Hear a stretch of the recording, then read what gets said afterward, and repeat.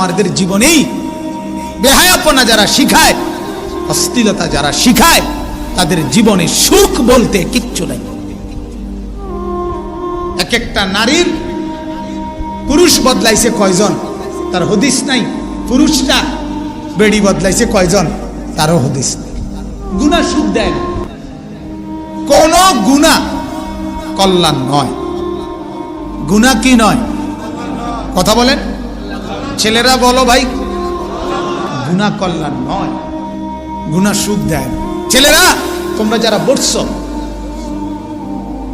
একটু পরে বিরিয়ানি দিব, বিরিয়ানি খাইও, কোনো অসুবিধা নাই,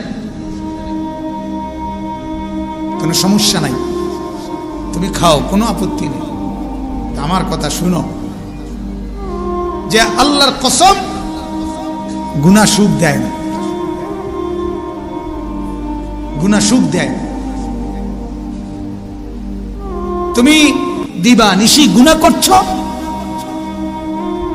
কেউ মোবাইলের মধ্যে, কেউ রাস্তায়, কেউ হাটে বাজারে, কেউ গ্রামে মহল্লায়, সমাজে, পরিবারে, যে যত বেহায়াপনা করছে, এটা তাকে দুনিয়াতেই অসুস্থ, অক্ষম, ধ্বজভঙ্গ, দুর্বল, অপদার্থ, অকর্মণ্য, ঘৃণিত বানায় দিবে, কোনো সন্দেহ নেই।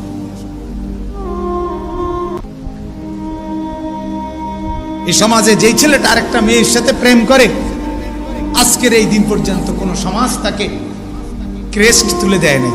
আপনার মহান প্রেমের জন্য আপনি জানোয়ারকে আমরা ক্রেস্ট নিয়ে বরণ করলাম, এমন হয়েছিনি ঘটনা? কথা বলেন না, এমন হয়েছিনি? তো অহরহ এই ঘটনা আছে প্রতিনিয়ত, যে তুই আমার মেয়েকে কেন বাগাইয়া নিলা, এই জন্য পিটতে পিটতে হাসপাতালে হঠাৎ আছে না এমন ঘটনা? তাহলে কি বোঝা গেল?